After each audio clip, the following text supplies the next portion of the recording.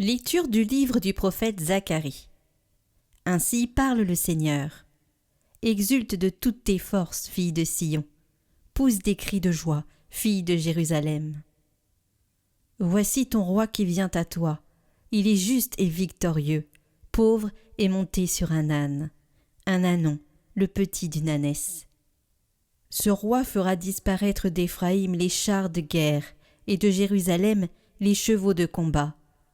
Il brisera l'arc de guerre, et il proclamera la paix aux nations. Sa domination s'étendra d'une mer à l'autre, et de l'Euphrate à l'autre bout du pays.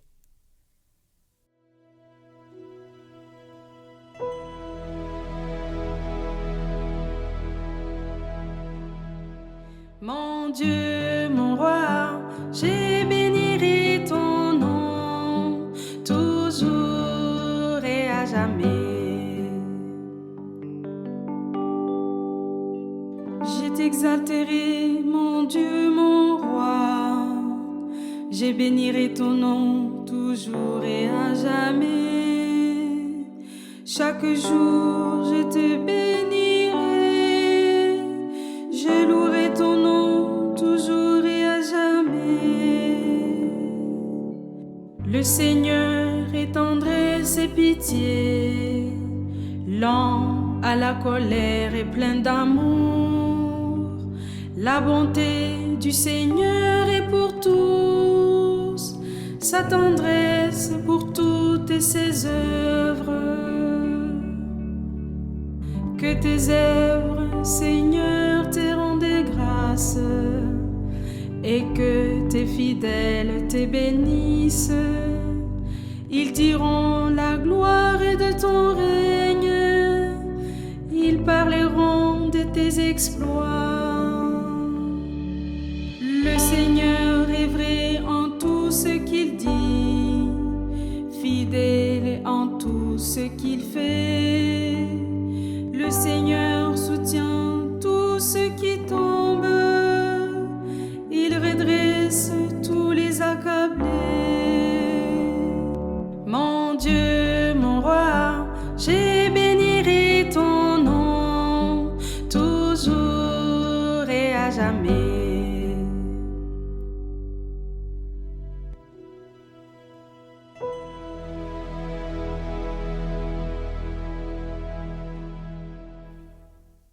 Lecture de la lettre de saint Paul apôtre aux Romains. Frères, vous n'êtes pas sous l'emprise de la chair, mais sous celle de l'Esprit, puisque l'Esprit de Dieu habite en vous. Celui qui n'a pas l'Esprit du Christ ne lui appartient pas. Mais si l'Esprit de celui qui a ressuscité Jésus d'entre les morts habite en vous, celui qui a ressuscité Jésus, le Christ, d'entre les morts, donnera aussi la vie à vos corps mortels, par son Esprit Saint qui habite en vous. Ainsi donc, frères, nous avons une dette, mais elle n'est pas envers la chair, pour devoir vivre selon la chair. Car si vous vivez selon la chair, vous allez mourir. Mais si, par l'Esprit, vous tuez les agissements de l'homme pécheur, vous vivrez.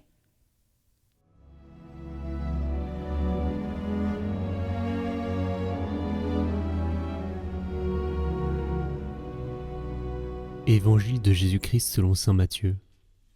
En ce temps-là, Jésus prit la parole et dit : Père, Seigneur du ciel et de la terre, je proclame ta louange. Ce que tu as caché aux sages et aux savants, tu l'as révélé aux tout-petits. Oui, Père, tu l'as voulu ainsi dans ta bienveillance. Tout m'a été remis par mon Père. Personne ne connaît le Fils, sinon le Père. Et personne ne connaît le Père, sinon le Fils, et celui à qui le Fils veut le révéler. Venez à moi, vous tous qui peinez sous le poids du fardeau, et moi, je vous procurerai le repos. Prenez sur vous mon joug, devenez mes disciples, car je suis doux et humble de cœur, et vous trouverez le repos pour votre âme. Oui, mon joug est facile à porter, et mon fardeau léger.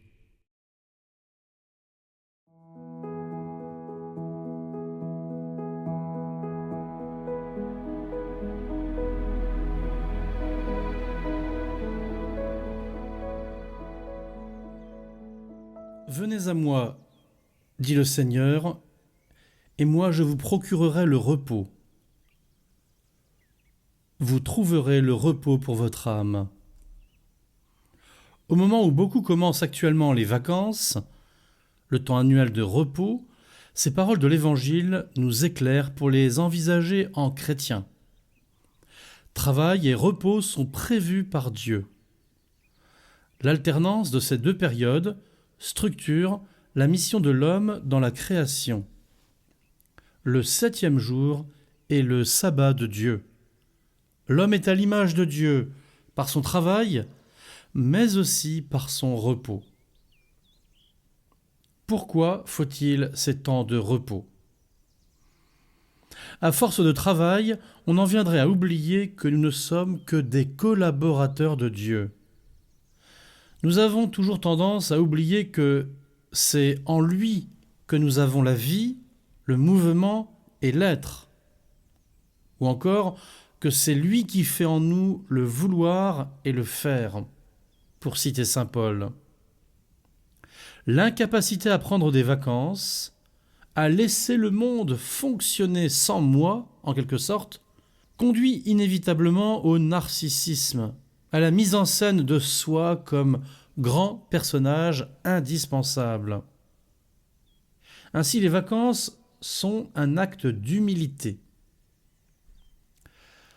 À notre travail aussi, nous mêlons souvent nos passions mauvaises, comme l'orgueil de la vie, l'instinct de puissance, la soif de domination, la cupidité financière. En ce sens, le repos n'est pas seulement une pause physique, il est une exigence spirituelle et morale, un acte de vertu qui permet de dominer nos passions. Les vacances peuvent ainsi être un acte de détachement. La détente permet de consacrer du temps pour Dieu par la prière, du temps pour mon esprit par la lecture et la méditation, du temps pour les autres par des moments d'amitié, où l'on peut véritablement prendre du temps pour des conversations approfondies, être disponible pour une écoute attentive. La détente permet aussi de consacrer du temps pour mon corps, pour retrouver le rythme de l'homme et non celui de la machine.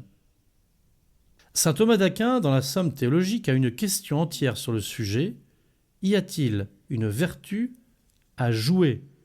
Et il répond : de même que l'homme a besoin d'un repos physique pour refaire les forces de son corps qui ne peut travailler de façon continue, car il a une vigueur limitée, proportionnée à des travaux déterminés, il en est de même de l'âme, dont la vigueur aussi est limitée, proportionnée à des œuvres déterminées.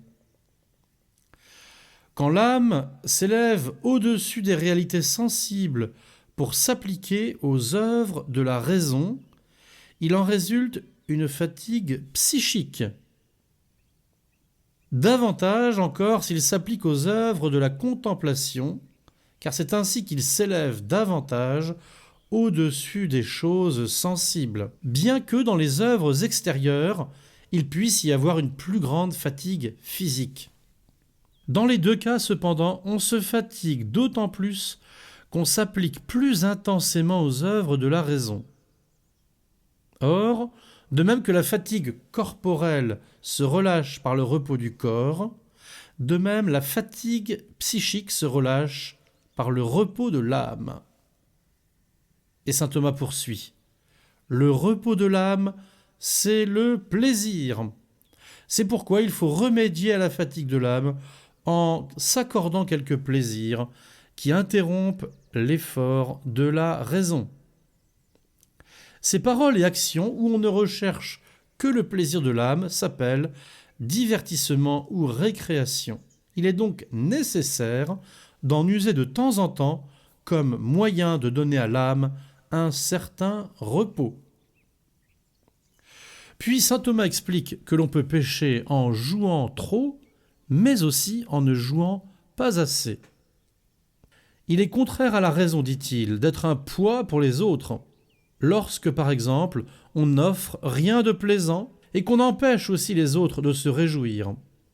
C'est pourquoi Sénèque dit : « Conduis-toi sagement de façon que personne ne te tienne pour désagréable, ni ne te méprise comme vulgaire. Or, ceux qui refusent le jeu ne disent jamais de drôleries et rebutent ceux qui en disent, parce qu'ils n'acceptent pas les jeux modérés des autres. C'est pourquoi ceux-là sont vicieux et on les appelle pénibles et mal élevés avec Aristote. Je prendrai l'exemple encore de sainte Thérèse d'Avila qui a mis les récréations dans sa règle comme un élément essentiel de la vie au Carmel. Les sœurs qui toute la journée vivent, prient et travaillent en silence se retrouvent 2 heures par jour en récréation. Chacune apporte un petit panier avec un travail manuel léger comme la couture ou l'épluchage des légumes. Et pendant ce temps, elles échangent sur la vie du monde et de l'Église. Elles rient souvent, racontent des histoires, chantent et jouent des petites pièces de théâtre pour les fêtes. Ne faites pas la grimace, mes filles, quand vient l'heure de la récréation. Il est nécessaire de détendre l'esprit pour mieux prier ensuite. Et encore, ne fuyez jamais les conversations honnêtes et joyeuses sous prétexte de ferveur et de recueillement. En récréation, dit-elle, il faut parfois dire de petites facéties pour s'égayer un peu et pour aider les autres à porter leur croix. Elle-même, la grande Thérèse d'Avila, venait souvent avec un tambourin, des castagnettes ou une flûte pour faire danser ses sœurs. Pour la réformatrice du Carmel, donc, les récréations sont essentielles pour préserver l'équilibre psychologique des religieuses. Et puis les récréations servent à construire l'amitié fraternelle et à fuir la fausse sainteté. Tout ceci donc pour nous aider à envisager, en chrétiens, nos vacances, comme un véritable temps qui appartient pleinement à notre mission sur terre. Je voudrais aujourd'hui simplement conseiller aux parents et aux plus grands dans les familles de jouer avec les petits-enfants, de leur apprendre la détente, le jeu. Ne vous contentez pas de les laisser jouer dans leur coin pour qu'ils ne vous dérangent pas et restiez sur vos tablettes, vos téléphones ou à converser entre adultes, mais associez-vous à leur jeu longuement, créez une connivence avec eux, spécialement pendant les vacances. Vous aurez d'autant plus d'autorité sur eux pour les éduquer, les enseigner et les corriger que vous aurez su créer avec eux une véritable amitié par la détente et par le jeu. Chers frères et sœurs de Catoglade, bonnes et saintes vacances.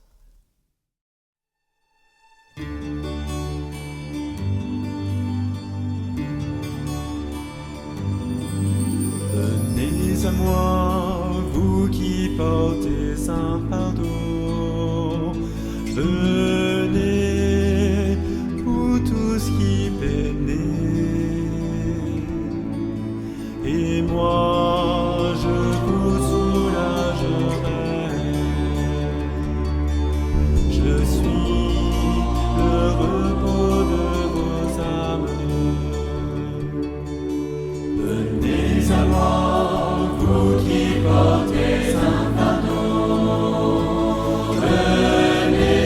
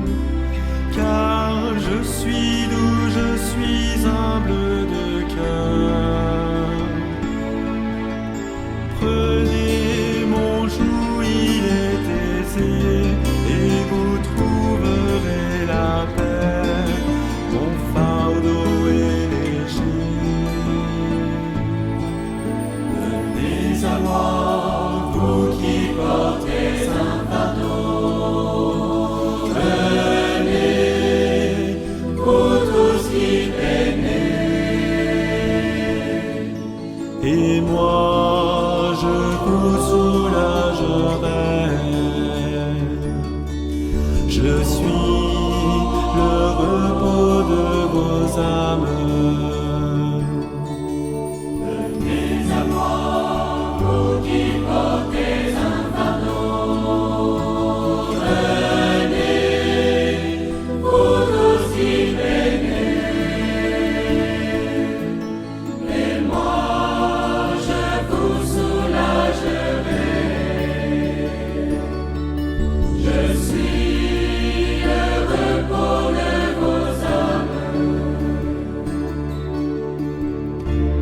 Devant toi je tiens mon âme, comme un enfant dans les bras de sa mère. Seigneur, mon âme espère en toi, mon silence et dans la foi, j'espère le Seigneur.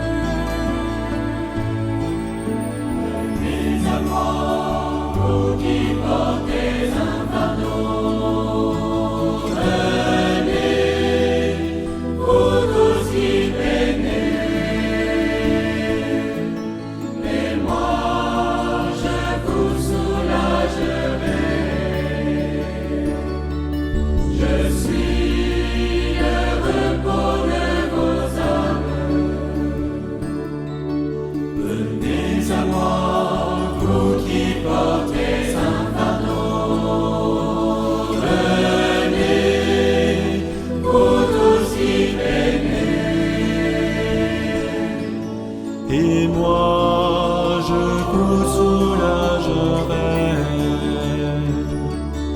Je suis le repos de vos âmes.